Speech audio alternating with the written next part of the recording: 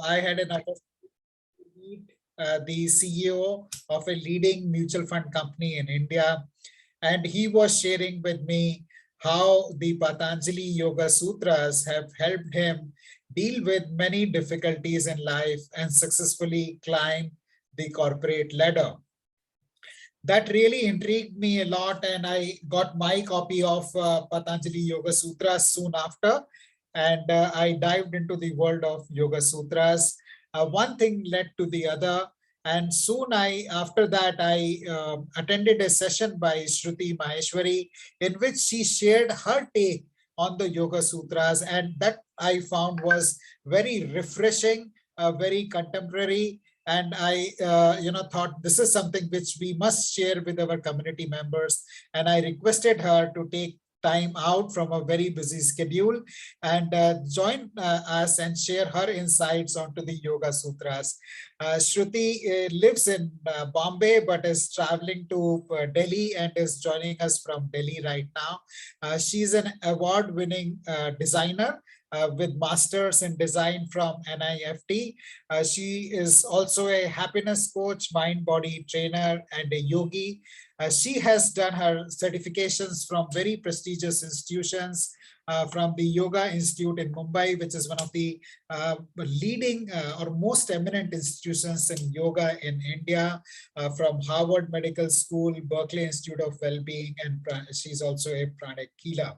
So Shruti, very happy to have you with us. Welcome to the session. Thank you for this opportunity to speaking to such lovely people. Thank you. Thank you, Shruti. Friends, how many of you are joining the session for the first time? If you're joining the session for the first time, please type FT in the chat box.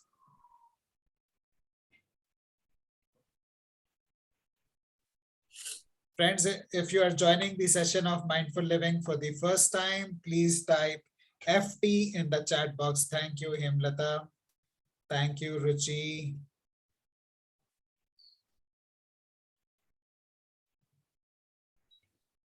Thank you, Galaxy M31. So friends, as some of you are joining us for the first time, I'll take a minute to introduce myself. My name is Ashish Kumar and I am the founder of Mindful Living. I started Mindful Living in 2018 with a mission to help 1 million working professionals lead healthier, happier, and wealthier lives.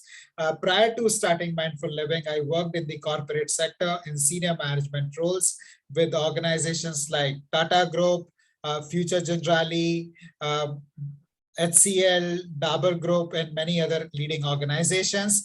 And during the years of my working in the corporate sector, I saw how stressed the employees are in the corporate sector. And I thought, we must take the knowledge from the ancient wisdom that we have to the corporate sector and help employees lead healthier, happier, and wealthier lives. We regularly conduct sessions for leading organizations, for the employees in leading organizations. Just give me a minute. There are a lot of people coming in. In leading organizations like Aditya Birla Group, Tata Group, IBM, Airbnb, Hero Group, insurance companies like Kotak Life, HDFC Life, Schneider, Signify. So we conduct sessions for more than 50 organizations for their leadership, mid-management employees. Regularly. And the session today is being organized as a part of our community initiative, which we started in April 2020 at the onset of COVID lockdown. We had people reaching out to us. We had friends reaching out to us and requesting us to conduct mindfulness sessions so that they can deal with the uncertainty and anxiety that the lockdown had caused. I started doing those sessions and one thing led to the other. And today we have grown to be a community of over 3,000 people who connect every weekend to learn about practical application of mindfulness. And all our sessions are guaranteed to improve your quality of life. In case you would like to be a part of our vibrant community, please join clicking on the link that we are sharing in the chat. And our sessions are complimentary. There is no charge, there is no agenda, and we have exciting sessions coming every Saturday. So please click on the link and join our community. And on that note, I will now invite Shruti to come and share with us about Yoga Sutras and the wisdom from Sage Patanjali. Thank you everyone once again for joining us. Welcome, Shruti. Thank you, Ashish, for such a lovely introduction. And I'm filled with gratitude as being a member of this beautiful group of mindful living community. One of the speakers now, but also a proud member. I myself attend a lot of trainings and workshops that keep happening in the group. So it's an ongoing learning journey for everyone. Ashish has already introduced me, but just to give you a little bit brief about myself, after having a stint of 15 years into events, fashion, and design, I embarked on a journey of self-discovery. And in this journey of self-transformation, I realized so many things as a fitness enthusiast. I realized that fitness is just not about physical fitness, hitting gym, doing exercise on the mat. I realized that everything starts from the mind, as mind and body is one unit. And 95% of the psychosomatic diseases, they happen through the mind. So why not also take care of our mental, emotional, and intellectual health? If everything has to do with mind, it is that part of the body that we usually ignore. We are working out, we are training our muscles of the body, right? As we say in the gym, that you train your muscles and muscles have memory. That's how we gain physical health. What about brain muscles? What are the workouts that we can do for brain so that those diseases that trickle down from mind don't happen at the first place? That's the way we can have prevention at the onstart of any illness or disease. So for me, it's, if I have to term wellness, physical fitness, and mental health into one umbrella term, I have derived happiness as that term for myself. Happiness. And happiness is very subjective. But what is happiness? If you're feeling great mentally, emotionally, without any reason, happy for no reason, for me, that is the peak of health that one can have at any given circumstance, as at any given moment or situation, when you're just having this flutter of joy, that inner sense of freedom from all negativity, you're just feeling great and, you know, at peak of your health for no reason. That is for me what happiness is. And Yoga Sutras is what I came across while I was studying mental well-being. Be it Harvard Medical School, from where I did my mind-body medicine, or the spiritual studies that I did from the Yoga Institute. Everything, you know, or the bottom line was, whatever we talk about in today's terms, the modern way of packaging everything in a beautiful way so that everybody understands whatever all the motivational speakers or the health gurus are talking about today, right from Harvard to India, everything has been written in Yoga Sutras already. So what are Yoga Sutras? Yoga, we all know, right? What is yoga? Yoga for some people is workout on the mat, asanas. For some people, it could be union of mind, body, soul. There are multiple definitions of yoga, and all the definitions are correct. But what are sutras? Most of us have not heard or read about sutras. Even people who have been practicing yoga for so many years as part of teaching or learning yoga, they also sometimes have not heard so much about Yoga Sutras. So sutras are the grammar of spirituality. It is a book. It is a book that compiles 4 chapters and 195 sentences, written by a sage, Maheshwari Patanjali, 3000 BC ago, approximately 5,000 years ago. How many of you have already heard about Yoga Sutras? Any of you who already knows anything about sutras? I also didn't know till 2 years back. Till then, I was just doing exercise, and sometimes wondering, what is it that is missing in my life? I'm feeling great, but still, what is it that is missing? I found my answers in Yoga Sutras.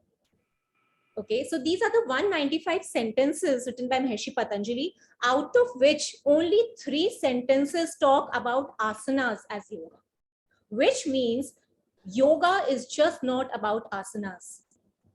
Only 3 sentences are referred to asanas. The rest of the sentences talk about how to lead a life. How should a human being conduct himself, herself on day-to-day basis to have a holistic life, to have a life filled with fulfillment, filled with peace and fun, to embody your existence on the earth. And imagine this was written so many decades ago. And today we are talking about the same things in a very contemporary language. And Yoga Sutras are so simple and written in such a simplified way that even if we, imply few sutras in our life, we will feel much healthier and, much more sorted as human beings. So yes, you would need months and years, maybe a lifetime to cover all the 195 sutras. But today I present you few of the sutras that I can relate to, that I followed to some extent, and I have felt a difference in my own life. So whatever I talk out of my experience.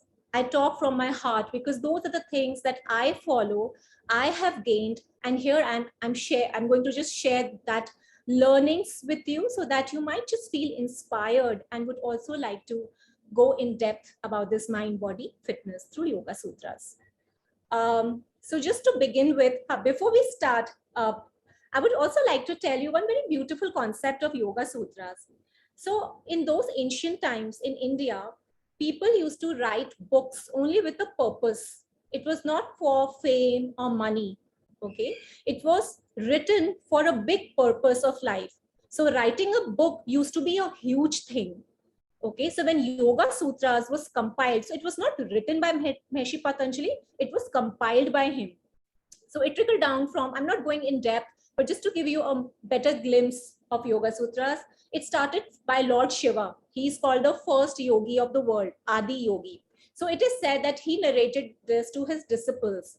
And Shruti is hearing. So in earlier times, people used to hear and get the knowledge. All the Vedas were heard, as it said. So even Yoga Sutras were heard by a lot of disciples and saints, and they understood about lifestyle back then.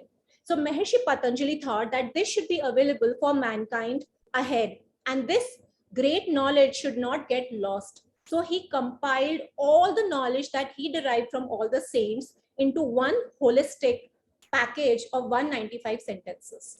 And that was the huge purpose that he had to write, to compile Yoga Sutras. And he mentioned that only people who are eligible to read Yoga Sutras will get an opportunity to get access to this Bible of lifestyle. So those are the people who were called Adhikari. Only a few chosen and special ones would get to know about Yoga Sutras. That is how they used to write books and carry it forward.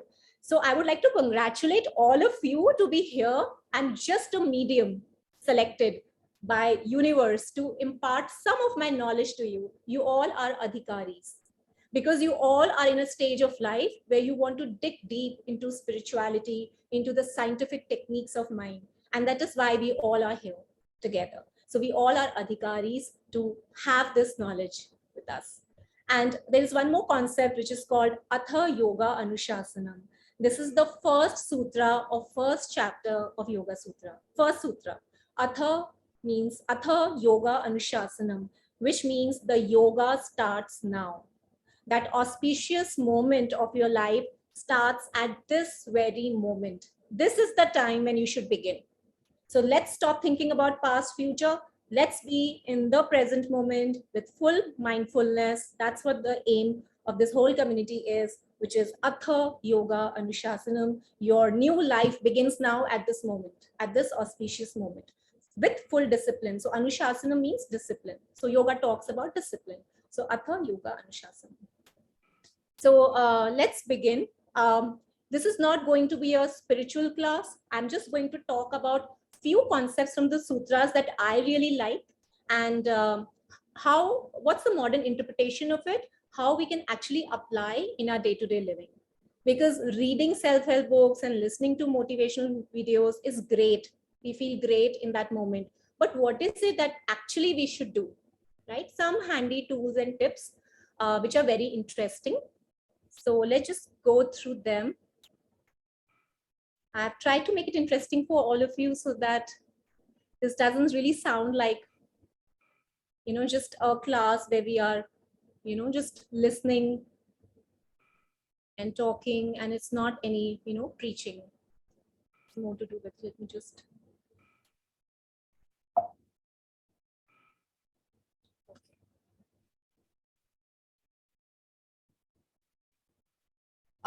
You all are welcome to share your views.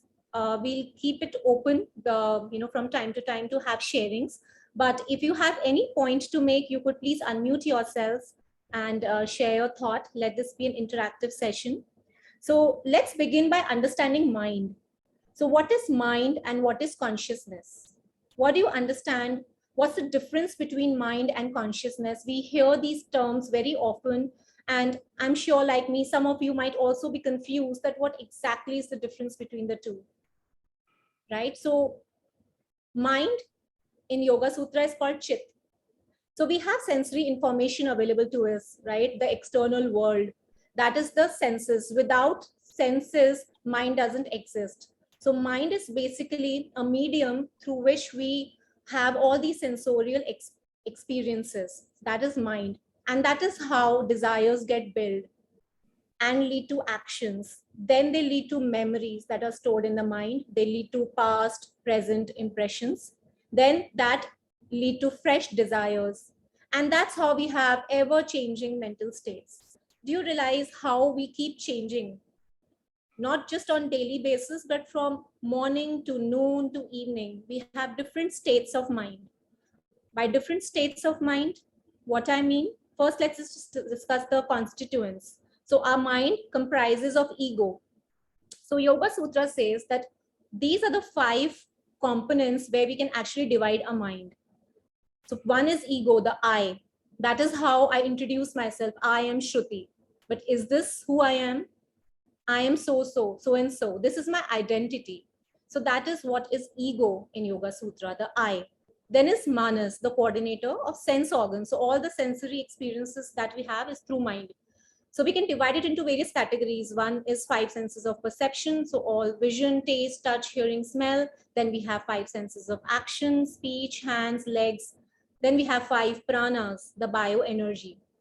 So these are the various categories. I'm not going deep into it. Just wanted to have you, to make you have a glimpse. Now, this is very interesting part. There are 5 types of minds as per Yoga Sutras. Now, while we go through it, I want all of you to have a moment of self-introspection and see where you fall into. What kind of mind are you? So one is Shipta mind, which is a very restless mind. Now, this type of mind is always interested into materialistic thing, working, earning money, buying home, luxury, vacations, outings, entertainment, all that. No, nothing wrong in it. But this type of mind is totally focused on the outside world. But this type of mind is also sometimes stressed, having problems, not able to manage sleep well, not feeling great from inside while having everything. What is it that is missing? Okay, so this is the first kind of mind. Second is Mura mind. Can you see this guy just lying down and just thinking what to do with life? Yes, we all can relate to it because we also keep shifting, there's nothing wrong. We also have these mental shifts during the day. Sometimes we are Shipta mind, sometimes we are Muda mind. But then there are some people who are majorly into this category, right? Dullness. Then this is Vishipta mind. How many of you can relate to this? Distracted mind. Sometimes focused, sometimes not too focused, right? Sometimes you're working, sometimes you're daydreaming, sometimes you want to play something, sometimes you want entertainment, you're thinking of someone. The mind is all over the place, distracted mind. Then there is Ekagra mind, one pointed or focused on one thing only. This is where we all want to be ideally. So whatever work we are at, we want to be completely focused on that work. right? This is called yogic mind, ekagra mind. And the fifth one is Nirodha mind, which is like completely under control and arrested mind, which usually happens for some people during meditation or any mindfulness practice. This is where saints used to be, Nirodha, at all times. For us, it's said as a lame, for a layman, this is where we are usually. Sometimes we are focused, sometimes we are distracted. We are doing multitasking. So we are Vishipta mind, but this is where we want to reach.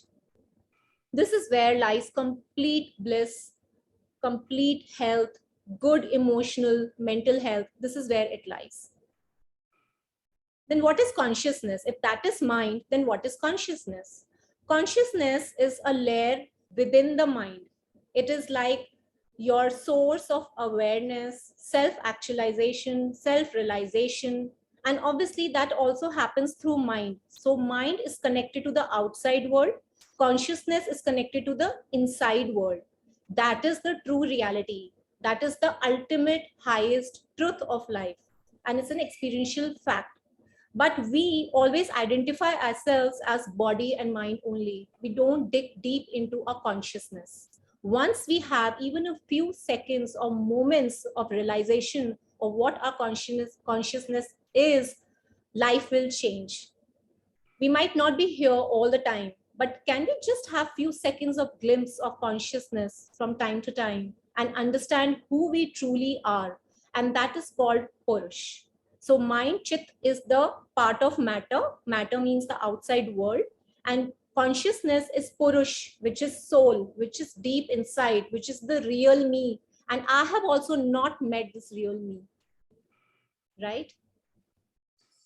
Then there are some Vrittis. So Yoga Sutras calls that we all should analyze our mind. And this analysis is called Vrittis. Vrittis means modifications and fluctuations that we have. All the time, if you would notice, is our mind is always swaying from one thing to the other. It's like a pendulum, just like a pendulum from here to here, good and bad, this and that. We keep choosing things every moment, or we are keep deciding what's right, wrong. All this, there's always this inner chitter chatter that keeps going on. Even while we are right now sitting here, you must be thinking something going on in your mind, about the activities of the day, about judging something, about thinking about this workshop. There are so many things you're thinking, worrying about certain things, taking some decisions in life. So we are always, fluctuating. So Yoga Sutra's ultimate goal is to free ourselves from all these mental modifications and fluctuations. Two words, modifications and fluctuations. These are called vrittis. And Yoga Sutra says that our fluctuations and all these modifications can be categorized into 5 headings. This is all that the mind can hold. There is nothing beyond this. Our mind can hold right knowledge, which is called praman, wrong knowledge, which is called viparyaya, imagination, where we are always visualizing, imagining, creating stories of our past or present or future. We are always creating stories and imagining. They are just stories, right? So vikalp, sleep is another modification of mind, where we are into deep sleep. That's also a state of mind, right? And memory, it's a repository of all the experiences of the past. Now imagine if we don't have a memory so strong, so much of suffering will end, right? So much of suffering can end. We are not going in the past. If we have very selective memory, life will be so great, right? So yoga says all these things need to be controlled and balanced. In fact, yoga says let's have freedom from all these things. If we are free from all these 5 things, now imagine our mind doesn't care about praman, viparyaya, vikalp, nidra, smriti. We are free. We are thoughtless. There is nothing. How will that be? How will that moment be in which we are not swaying or fluctuating? We are just here in this moment and there is nothing. That is the glimpse of consciousness. That is Purush. That is going deep inside. And can we have few moments of this Purush and this consciousness in a day? Can we have that? I'm also striving for that. But yes, earlier I was not able to sit for hours, for even like 15 minutes into a practice of meditation. But now that has become easier. So all I'm saying is gradually you just keep improving. I will take, I don't know how many years to reach to this level that I'm talking about. But I have realized that there is something here which I really want to attain. And I'm going to practice every day. Process, progress, progress, progress. That's how it's supposed to be. Now, quickly, let's just understand what matter and spirit is. I'm just giving you a few glimpses of the concepts of Yoga Sutras, and then we are going to come to a point that what exactly can we do? See, knowing this is great, but what exactly should we do? Knowing is knowledge. What are the actions we can take? So in the end, we are going to just have very interesting things about the actions. But let's just first understand the few concepts. So matter and spirit, we have already discussed this. Matter means mind, spirit means consciousness, correct? So it's also called Prakriti and Purush. Matter is called Prakriti. Prakriti means nature. So our mind is part of matter, part of nature. It is not inside, it's outside, it's part of the matter. It's part of the material world because it helps us have all these sensorial experiences. So our body, mind, senses, desires, thoughts, everything is part of matter. And then there is consciousness, which is spirit. It can be, there are different words to the same concept, which is a viewer. So our consciousness is just experiencing what the mind is doing, right? So it's just the witness to all this experience, in other words. So it's matter and spirit. Now, this is the real and the highest knowledge that one can have, that there is mind and there is consciousness. So who you want to be? Do you want to be a mind or you want to be a consciousness person? How would you like to identify yourself as? Now, should I say I'm Shruti? Is this who am I? Or am I somebody else who is inside me I have not met yet? I would love to meet that I would not say person, but I would love to meet that being. Do you realize how beautiful this is? Yes, mind and consciousness. So we spoke about Vrittis, which is fluctuations and modifications. So yoga says the ultimate goal of yoga is Yog Cittavrtti Nirodhah. Chit, we have discussed mind. Vrittis means fluctuations and Nirodha means freedom, solution. We want to be free from all the mental modifications. Cittavrtti Nirodhah, that is the ultimate and only goal of yoga. Whether you practice it on mat or whether you practice it off the mat, right? This is the goal. So we've discussed Chit, we have discussed Vrittis. One more last concept to discuss before we head on to what actions should we take on day-to-day lives. Yes, one more concept, which is called Kleshas, structural defects of mind. So as per Yoga Sutras, we have certain defects in our mind, structural defects. See, Yoga Sutras it's called Science and Art of Yoga. It's just not spiritual book. It's also a book of science, because back then people were scientists too. They were researchers. They were not just sages. They knew back, that we have everything written in our Veda, solar system, numerology, astrology. These were all sciences. So Yoga Sutras is also part of philosophical scripture. So it's all scientific in nature. So everything has been researched and then scripted. So Kleshas is the structural defects of the mind. And let me quickly take you through what Kleshas are.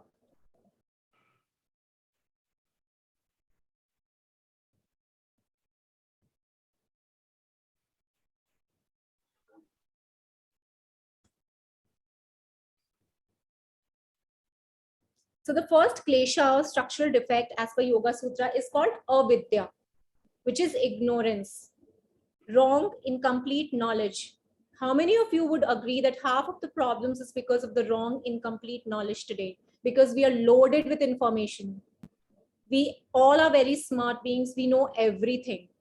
And today we are bombarded with so much of knowledge from everywhere. We all know everything, right? But some part of it could be wrong, incomplete knowledge.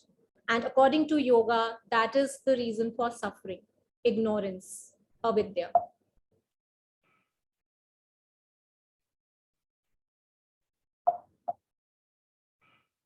Second is Asmita Ego. I, hum, main, ego, right? Pride and ego have thin line. It's good to have pride, but it's not so great to have ego as per yoga. So drop the E and let it go. Okay. Third is rag, a very beautiful concept, attachment to things, objects, and people. So yoga says there are two things that come hand in hand. If you have attachment, you will also have hatred with the same person or the thing. So attachment to what level? Be it with your family members or your loved ones. Love everyone, take care of everyone, but always have that thin line, a shell around you that nobody can enter. So yoga says we be very mindful of the attachment that you have with people or things. Because if there is too much of attachment, it will always and always be followed by hatred, dvesh. And the fifth one is very important again, abhinivesha, which is fear of change, fear of death, fear of a loved one, fear of loss of love of life. So that is abhinivesha. So these are the 5 structural defects of the mind. All the problems of the mind can be categorized into these 5 things. There is nothing beyond this. Either it is wrong knowledge, or it is ego, it is attachment, hatred, or fear of change, fear of death. Now, what can we do to get free from all these kleshas? And everything is interrelated in Yoga Sutras, like Vrittis and Kleshas are related. So in this also, there is much more in depth. I'm just touching base of the titles right now, to be honest. We're just talking about the titles. We can talk about one topic whole day. There's so much written about it. Now, there are 3 beautiful concepts that Yoga Sutras tell us what to do to correct the structural defects in and rewire the mind to have these 3 bhavas, Anitya, Pratipak, and Nishpand. And these 3 are so powerful, and you all must be knowing some of these concepts already, just that you have not heard the Hindi version, the original ancient depiction of it. So for example, Anitya Bhav, it is called reflection technique. Those of you who have attended past workshops of Dr. Nupur maybe, or my breathwork workshop, must have come across this term, reflection technique, reflection. So for me, the interpretation of reflection technique is what you do just before sleeping in bedtime. For 5-10 minutes, that you are ready to sleep, just sit straight on your bed, keep your spine erect, close your eyes, and just run your day in your mind from the moment you wake up till the time you are there in the bed. So you just close your eyes and visually run it like a movie, that you woke up, what did you do?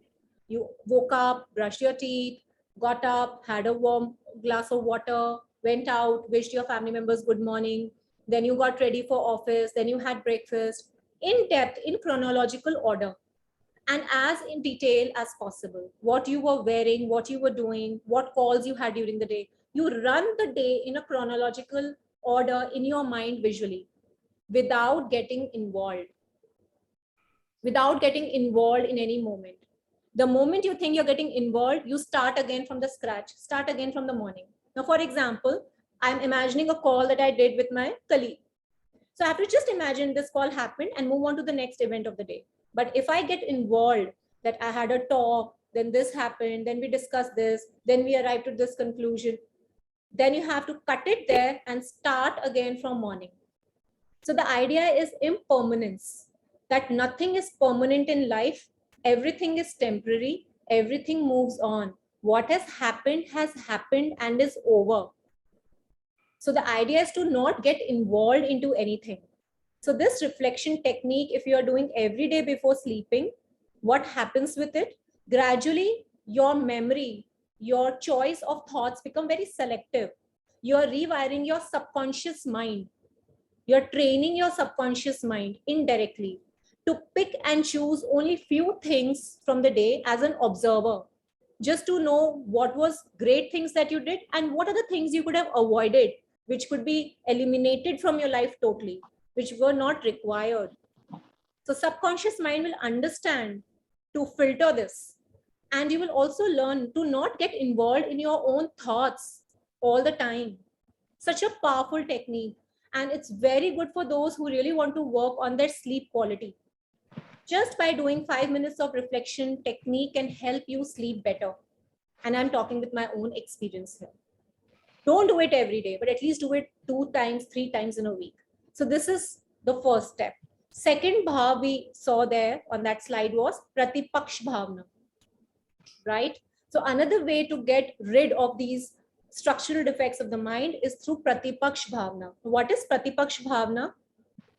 What is Pratipaksh? So for example, whole day we are thinking, right?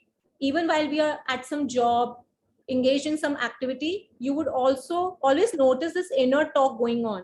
Sometimes we are self-critic to ourselves. We are having some negative thought. So Pratipaksh Bhavana says, at that time, be mindful of your thought.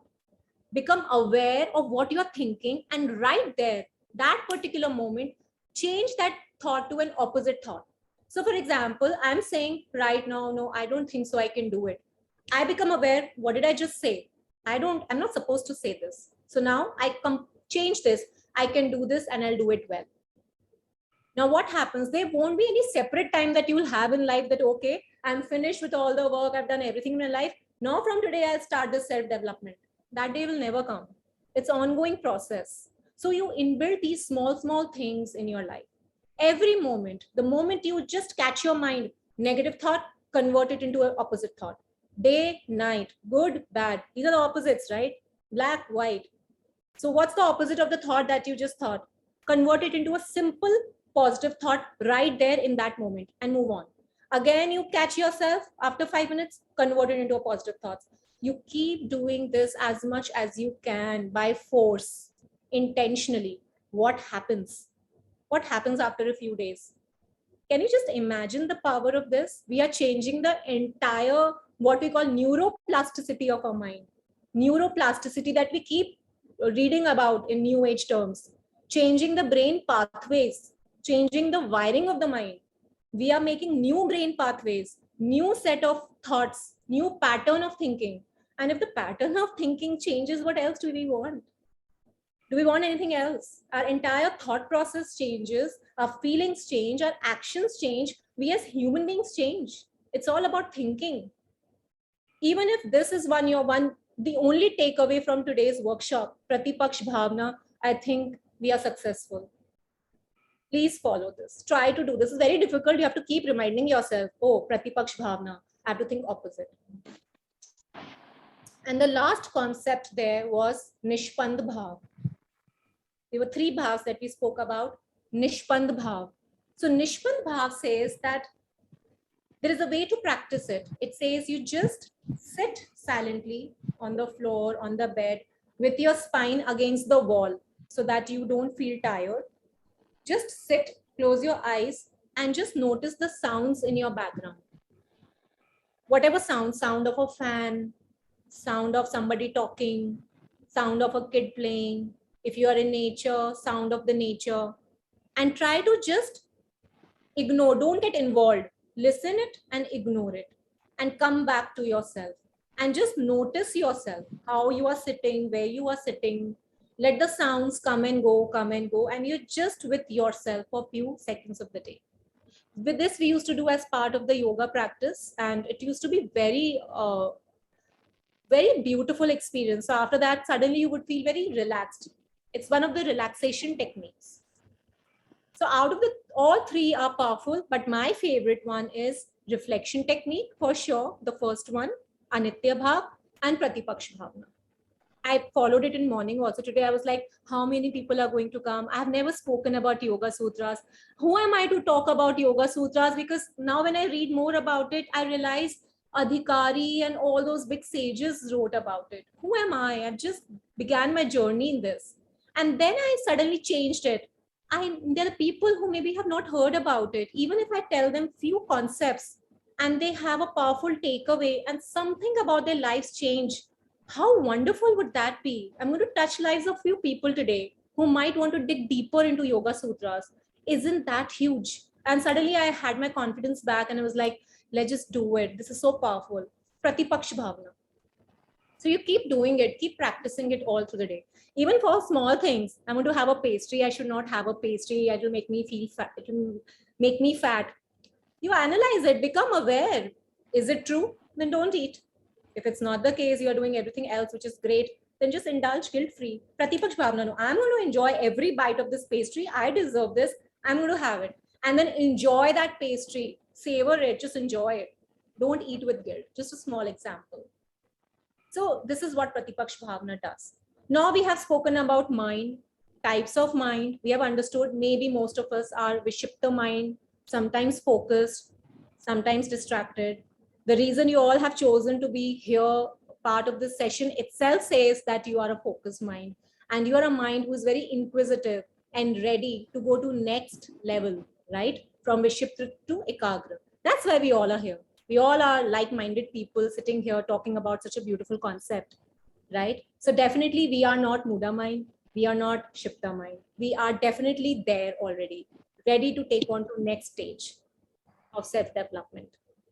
We have understood mind, we have understood consciousness, we have understood matter and spirit, how nature, material world is different from Purush. We have understood Vrittis, the fluctuations and modifications of mind. We have understood Kleshas, the structural defects of mind. And we have learned the 3 ways how to correct these structural defects of the mind by using 3 bhavas.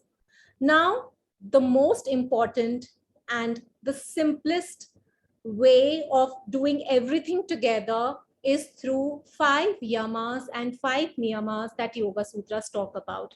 And this is what mostly all the yoga practitioners come across if they do a teacher training course. Many institutes teach all this eightfold path of yoga, which itself is so powerful that even if you don't touch those 195 sutras, but if you know what these 5 yamas and 5 niyamas are, you have covered the major aspect of Yoga Sutras. So this is the eightfold path of yoga. And there are some do's and don'ts that are mentioned in Yoga Sutras. What are the 5 things you should do and 5 things you should not do in your life, okay, to have that blissful and highest level of consciousness. So I'm going to just take you through these 5 yamas and 5 niyamas. These are the actions. These are the things you should do. These are the tools that I'm telling you that you could use. So let's just have a glimpse of this and then we can discuss more on the same if there are any queries. So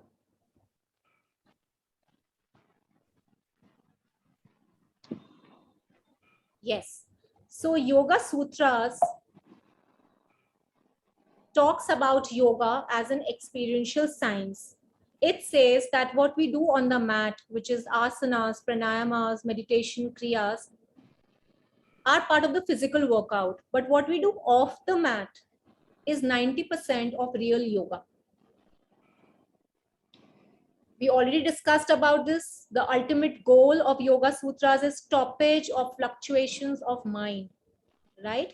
Which means Vrittis, right? What we just discussed. And it is covered into 8-fold path of Ashtanga Yoga. This is the oldest form of yoga. It is classical yoga. People do it in form of workouts on the mat and they call it Ashtanga, which is great because there are particular asanas that are mentioned in Ashtanga Yoga that one should do.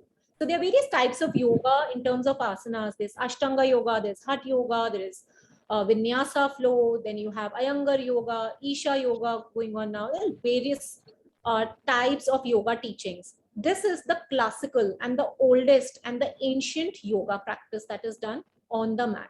But they also talk about something off the mat, which most of us don't know, which is Yoga Sutras.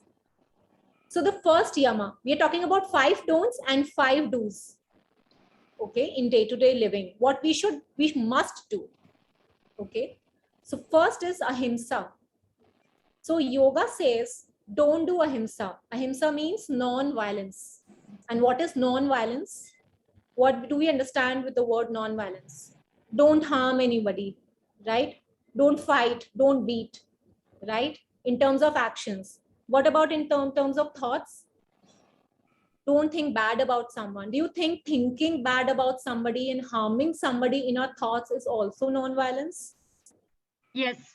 Yes, can you just reflect for a moment? Do we do that sometimes? Somebody we don't like, something we don't like, we say something negative, we have a negative thought. Isn't that non-violence? It need not be an action, it could be just a thought. For It is the not violence.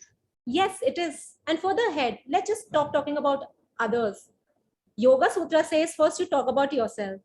दूसरों की जय से पहले खुद की जय करें. Do we remember that prayer? Everything starts from us. What about non-violence towards self? Aren't we doing non-violence towards ourselves? Just watch your thoughts. What do you talk to yourself whole day? I should not do this. I am bad. I'm this. I'm that. Comparing ourselves with others. Self-doubts. Right? So many negative things. Cannot do. Not good. I'm fat. I'm not this. I should not do this. I'm not getting promoted. My boss doesn't like me. Oh, my parents don't trust. So many things. Do you trust yourself? Whole day we are criticizing ourselves. That also non-violence. So yoga says before others, please be non-violent towards yourself. Don't hurt yourself. Second is satya. Satya means truth. Say true things. Don't lie. Again, to yourself first. Are we lying to ourselves also? Yes, sometimes we do that. How truthful are you to yourself? For that, again, you need mindfulness. Become aware and accept it, that this is what it is, that this is what I need to work on. Why are we lying to ourselves? Forget lying to others. Nobody's listening to us. Yeah, it's inside. But again, we are lying to ourselves. So yoga says don't do that, because unless you drop this, you cannot go ahead into the journey of self-development. You have to be true, understand, accept, then work on it. Third is asteya, refraining from taking anything unlawfully, things or thoughts. So yoga says don't take credit of things you have not done. It's also don't steal anything. Don't physically steal anything. Okay. But also not taking the credit of things you have not done. Right. For example, in my field, in my designing field, this happens a lot. We design their copyrights and trademarks, but sometimes ideas are stolen, concepts are stolen. There's always a fight because we design first and then it's executed. So this is ongoing general problem of the design world, taking credit of things you have not done, even in terms of ideas, thoughts. Now, yoga says go further ahead. Don't steal anybody's peace of mind. You are gossiping with somebody for hours. You're stealing their time. So yoga says don't steal anyone's time also. So don't gossip. Don't take anyone's peace of mind. And again, starts with you. So non-stealing is asteya. Fourth, don't, brahmacharya. So yes, in ancient times, it used to be like brahmacharya means don't get married, all that. But in today's time, we can interpret it as refraining from indulgences that harm us mentally or physically. It could be drug abuse, it could be alcohol, it could be so many things. So anything you think, any indulgence, any sensual indulgence, materialistic indulgence, that is not a great habit, not falls under a category of good habit, is brahmacharya. Because we are part of this materialistic world, we believe in the idea of getting married, having families. So for us, brahmacharya means refraining from these indulgences. The fifth one, and I think this must be a great topic for most of you because we talk a lot about this topic these days: declutter, declutter, declutter. Please, it was already written 5,000 years back by Maheshwari Patanjali that declutter, it's nothing new. It's there. It's been existing since ever. We call it declutter. They used to call it aparigraha. Yes, it starts from your space because space and mind are related. How?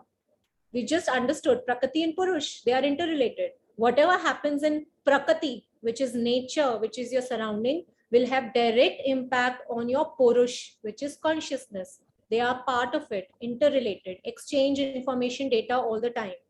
So it starts from the space. You got to declutter your space. It could be your refrigerator, it could be your wardrobe, it could be the drawer of your work desk, it could be your laptop screen, it could be your mobile phone. Get rid of all the extra apps, extra folders. Look at the screen of your laptop. Look at your surroundings. Everything in the house. Just declutter things that you don't need. Either throw them, or if they are in good condition but you don't want them, charity, gift it, right? So yoga says start decluttering your space. Once you have more space for good things, it will have direct impact to your mind. Our mind is also cluttered with unnecessary thoughts, unnecessary impressions. Remember impressions we talked about, the memory, smriti. Why memory is considered bad in yoga? Because we are accumulating a lot of clutter over there, things that we don't need today. It's gone, it's over. So reflection technique there will help us. See, everything is interrelated. If you talk reflection technique, we are practicing decluttering. Every night if you're practicing that, we are decluttering, right? The moment you have more space in your mind, there is more room to have new things. New things. First, you have to remove the bad things, unwanted things. So decluttering starts from your space, and then you're also working on decluttering of your mind. Aparigraha. These are the 5 don'ts. 5 don'ts quickly to take you through. First is non-violence. Second is be truthful to yourself. Third, don't steal time, peace. Don't take credit of things that don't belong to you. Brahmacharya. And the 5th is declutter. These are the don'ts. Now Yoga Sutras also talks about 5 do's, which is niyama or niyam. What niyams should you do on daily basis? Do's. Again, these are very basics. You would feel, oh, we're already doing all of this. We know. But just think for a moment. We know, but are we really practicing everything? And if not everything, can we just pick few things for this week? This is how I do. Like I can't always remember 5 do's and don'ts and keep doing that on daily basis. But maybe I can just pick up one thing. Like this week, I can just think that, okay, I'm following declutter. I'm following Pratipak bhavna. That's it. So I have this blackboard in my study room, and on that blackboard, I write with chalk, handwritten big Pratipak bhavna, make it beautiful and little doodling around it. The moment I enter my room, I look at it and I'm like, oh, I have to remember this concept. Oh, I'm getting too negative. What about Pratipak bhavna? I'm going to do this week. So this way you can just have these things, becoming a part of your nature, a way of living. Otherwise, it's knowing everything, but then ultimately we are back to the grind. We don't follow anything. So maybe you can just pick up your favorite word of the week and start following it. So let's come back to this niyamas, 5 do's. So the first one is shauch, which means cleanliness or purity, godliness. Again, it begins with the space, cleaning your space. Then we are taking bath, which is cleaning the body. What about mind? Some of us just ignore this part. And when we are saying that it is 95% of the mind, then how come we are not doing this 95% part? Now, what can we do for mind? Yes, we can do meditation. Yes, we can do mindfulness. We can do breathing. We can do pranayama. We can do Pratipak bhavna. We can do reflection technique. And there are a lot of other things also that we can do. Yog nidra, relaxation, nature walk, walking in the nature, switching off your phone, digital detox, just being with yourself, reading a hard copy of the book. That is also for mind. You can make your own list. What all things you can relate to for your mind. Definitely you can do. Just breathing, deep breathing, slow breathing, being in the moment. Few minutes, 5 minutes every day is again a mental exercise. But we don't consider these things to be so important in life. We are always just running around doing, activities. We don't consider this as such an essential part of the day. So Shaucha is the first. Second is Santosh. So Yoga Sutra says the second do of life is contentment. Now we all know you should be contented with what you have. Right? It's a great saying, but just try to ponder deep. Are we always complaining of things that we don't have? Yes, most of the times we are doing that. So let's just be thankful for the things that we have. Then the idea of gratitude comes here. So much is talked about journaling and gratitude. Can we relate to this? They have already described this in Yoga Sutra. Be contented. And how? Just count 5 things that you're grateful for. Don't do journaling if you don't want to do. Don't write. It's okay. Before sleeping, mindfully, can you just point out 5 things to yourself what you are grateful for? It could be anything. It could be as simple as today morning I had this great sip, I sipped coffee in my balcony and it was monsoon. I'm just relating to myself because it's monsoon in Mumbai. So that's what I do.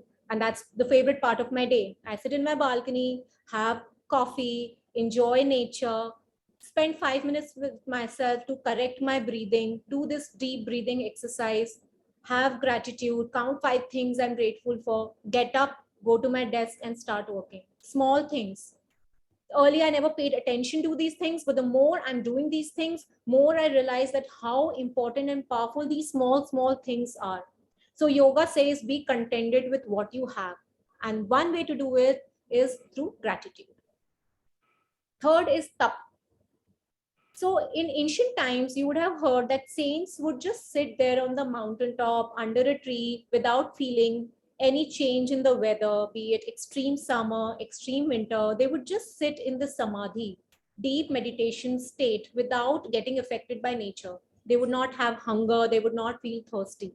So that is tapa. And that happens with practice, where you are able to have equanimity between pleasure and pain. You're not swaying like a pendulum. You're always balanced. So, of course, we are not those sages who would sit and would like to go on the mountaintop. But for us, what does this mean? What is tapa? So, the modern interpretation of this could be free from pleasure and pain. Now, what does this mean? I'm not saying let's not be happy or let's not celebrate, let's be free from pleasure. No. What I'm trying to tell you here is that can we have balance? So Yoga Sutra says have balance in life. If there is something to be too happy about, we just start jumping. Oh, wow, we get overwhelmed. Wow, great. And if there is something which is painful, it will be just opposite. We'll just fall. We'll be like, oh no, we are shattered, all gone. Why have these extremities? So yoga says, can we be in center? If there is something great, we are happy. What's the point of getting overwhelmed with this joy? Don't get overwhelmed. Celebrate, be thankful, carry on. Same way, if there is anything which is painful or disturbing, don't shatter. Pick yourself up, be balanced, be in the center. So that comes only with practice. That is mastery over your mind and senses. Be equal in both the situations. That is tap. It's very difficult to do. That's why it's called tap. Tap means anything that burns with fire. Tap करके हम किसी चीज को strong बनाते हैं. So that's tap. Fourth is swadhyay. So in ancient times, people used to read a lot of scriptures, and that used to be a very important part of their self-study. Scriptures, swadhyay, study of scriptures, or it could also be interpreted as study of self. Can we have few moments of self-introspection every day? Power of solitude, we all talk about it. 1 minute, 2 minutes between your work. You don't need to take out extra time for that, okay, now there are 10 things to do, I have to also do swadhyay. No, just try to understand it. We need to have some moments of peace where there is no work. Can we take a break between our work? If we have worked for 1 hour, can we take like 2 minutes, 5 minutes break? We can do some neck movements, look out in the nature, just be with ourselves. So that is what yoga says is self-introspection. All you need to do is sit with yourself without any other distraction. Close your laptop, close your phone, 1-2 minutes with self. So yoga says this is very powerful. This is very powerful technique in getting answers to few things which we have been, pondering over for months. These are the magical moments where suddenly you will find an answer to something.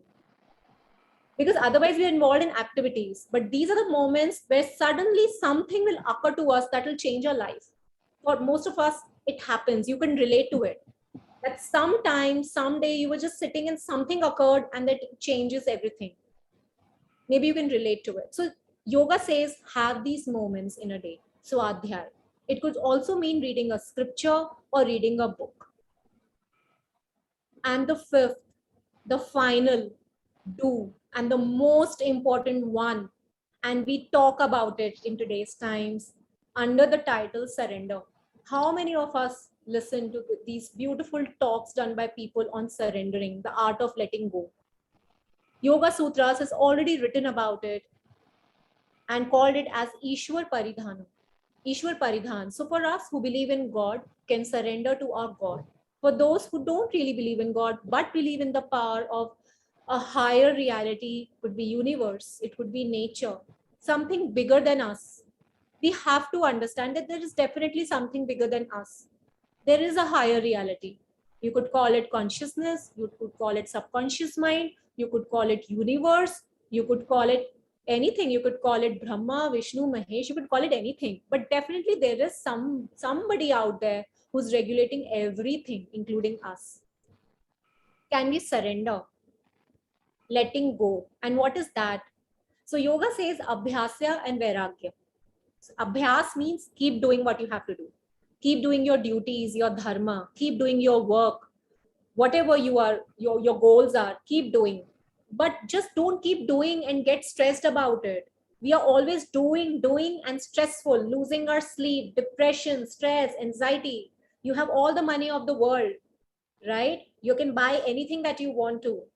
Abhyas, working, trying to have this work-life balance, but we are always engaged working in either family thing or work thing. But if you can relate, everything is related to abhyas.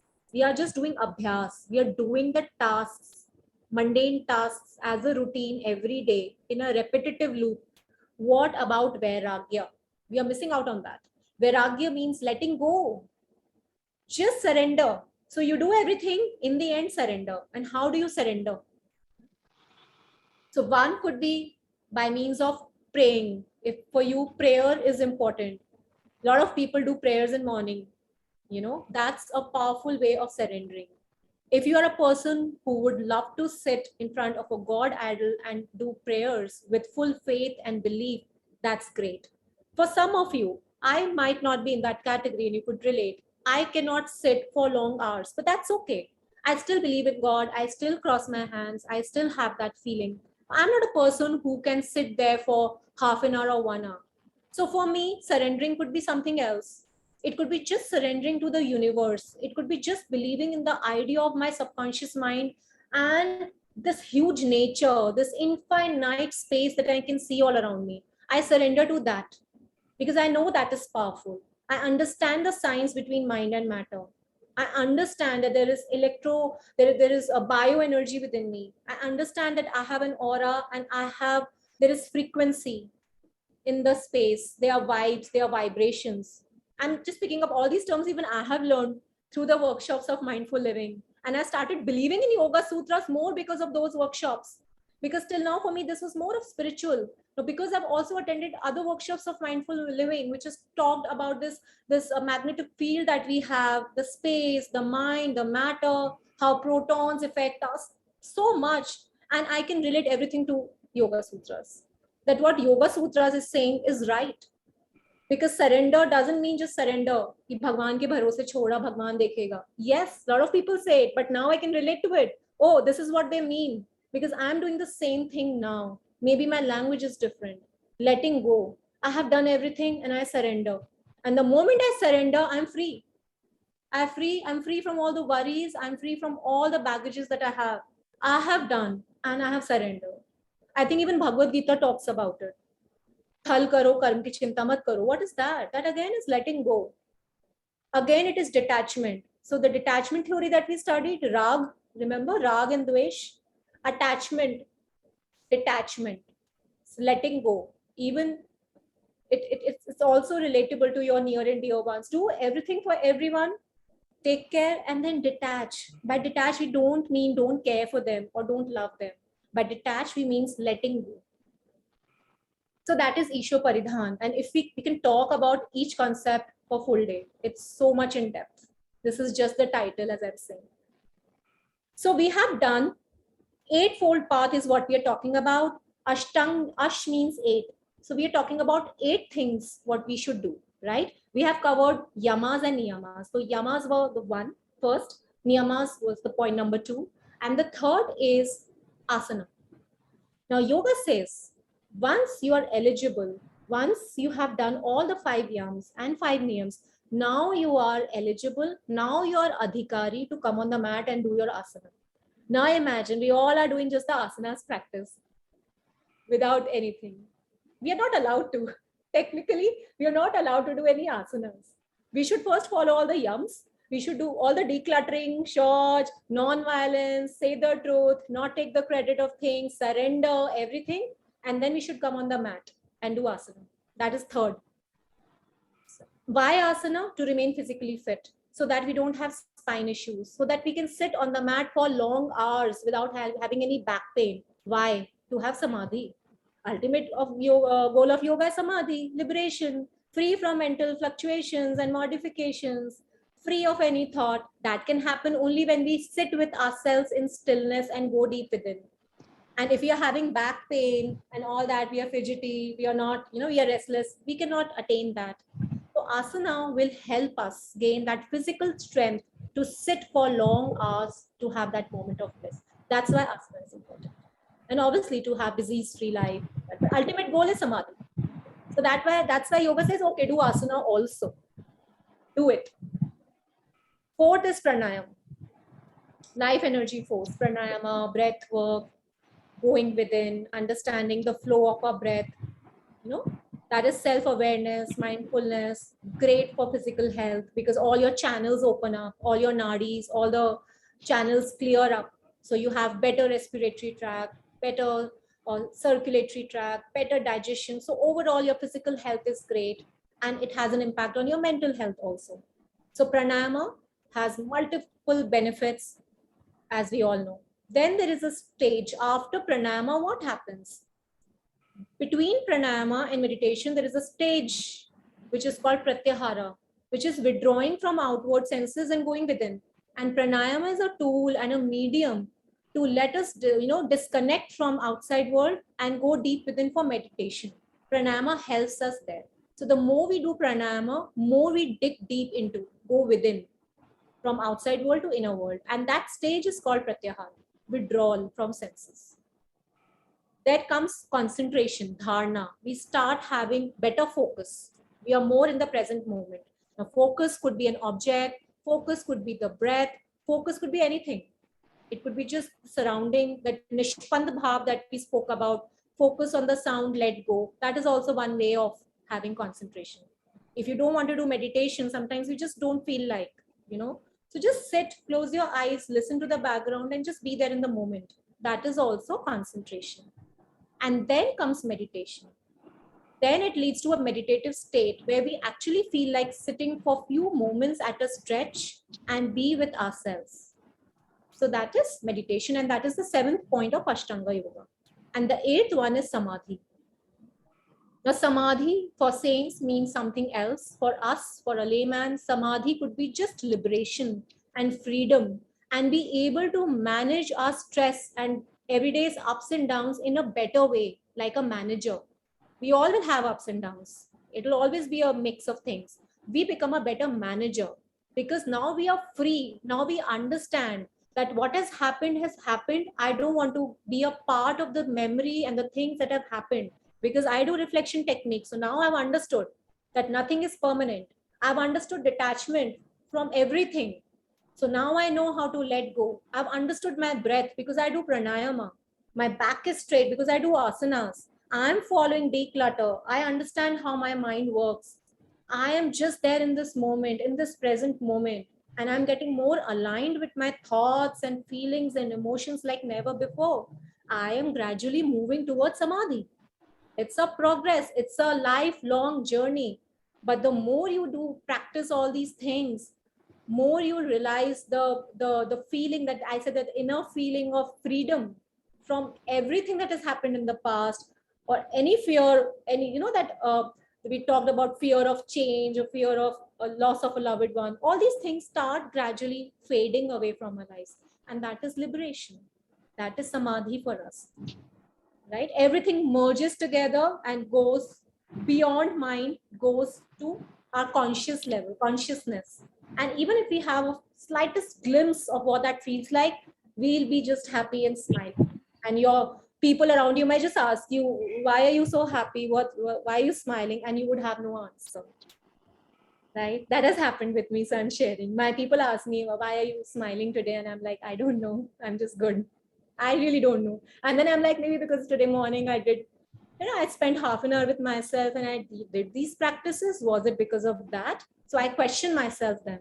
Was it because of that or was it something else? I keep questioning.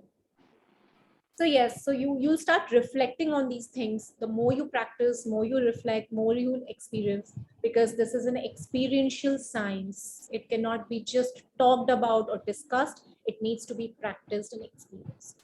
So that is Samadhi.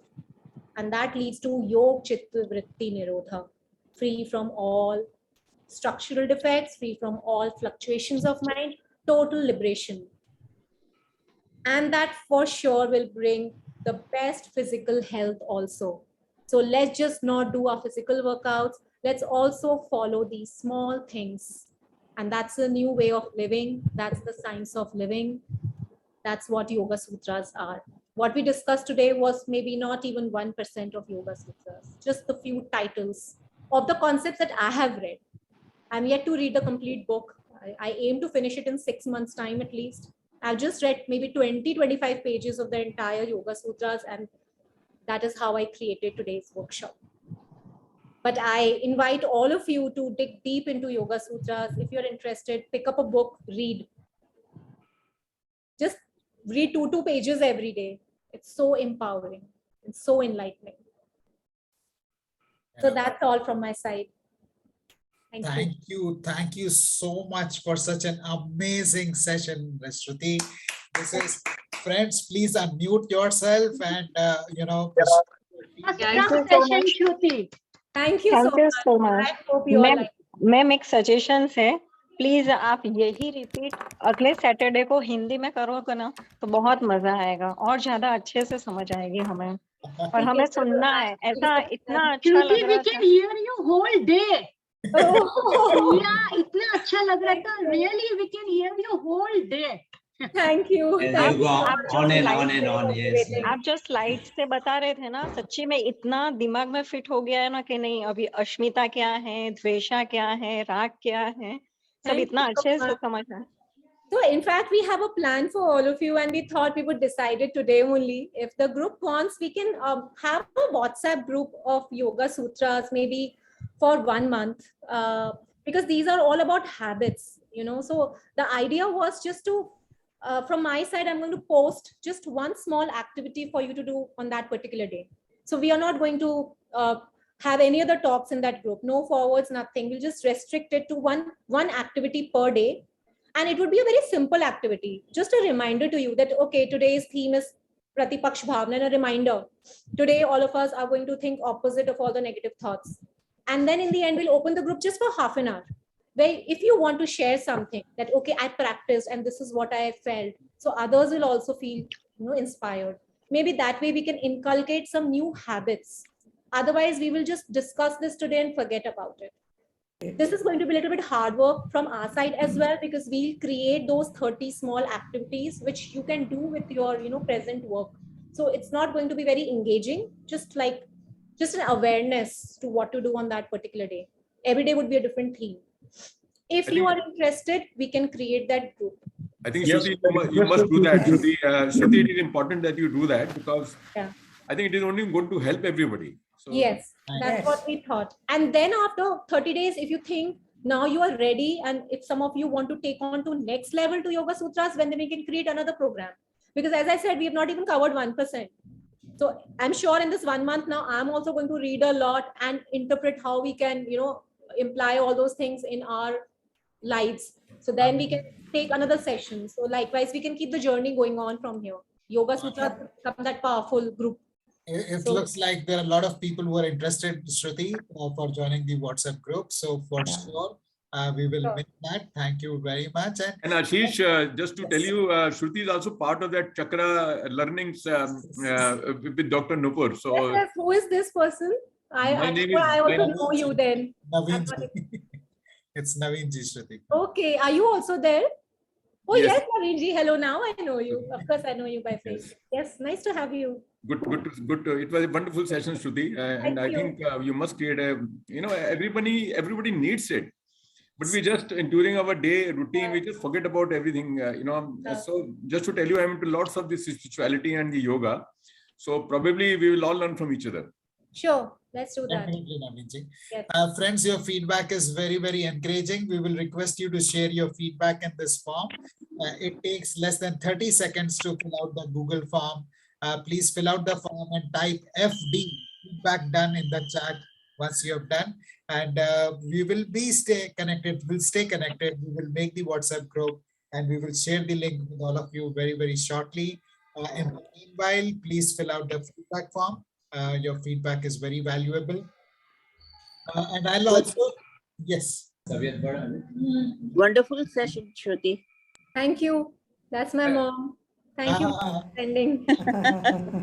And Ashish, big thank you to you as well to organize such sessions. Thank you so much. I mean, you are the Sutradhar. I mean, yes, of course, she taught us the Yoga Sutra, but you are the Sutradhar for all these. It's your blessing. I'm not actually. Those of you who are not part of the Mindful Living community, I'll personally request and suggest that you become a part, because we announce all these workshops there. And I'm also a member there. So a lot of learnings happen. So be a part of this esteemed group. Thank you. And Ninaji, we are blessed to have you as a part of the session, and we're blessed to have you give us Shruti. You know. Oh, thank you. Thank you very much. She is my teacher also. Sorry. She is my teacher also. Yes, I know. My mom has been practicing yoga for, I don't know, 10, 15 years. So now when I study Yoga Sutras, I keep sharing with her. And then she's like, oh, we never know about these concepts. All the more to have such workshops. Thank you, friends. I understand we are beyond the scheduled time for the session. Just one quick announcement. The session next week is at 5 p.m. in the evening on next Saturday on goal setting. And I'll be having my guru on goal setting, Mr. Maheshwari, coming and sharing about that.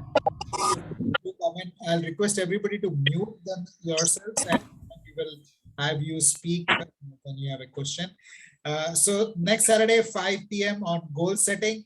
And after that, on 30th of July, we have one awesome Mr. Anil Bhasi come and share about book Reset Your Life. He was the president of Havels, running a 4,000 crore business, and he's going to talk about how reading, the habit of reading. He's read more than 100 books, and that habit has helped him from being unemployed to becoming president of a 4,000 crore business. He's going to share about his journey. So lots of awesome sessions lined up. Stay tuned. Thank you for taking out your time and joining us today. Thank you very much, Shruti, for such an awesome session. Thank you. God bless everybody. Have a nice weekend. And on your way out, make some news, unmute yourself, make some noise, and bye-bye. Can this recording be shared, please? Yes. Thank Bye, you. everyone.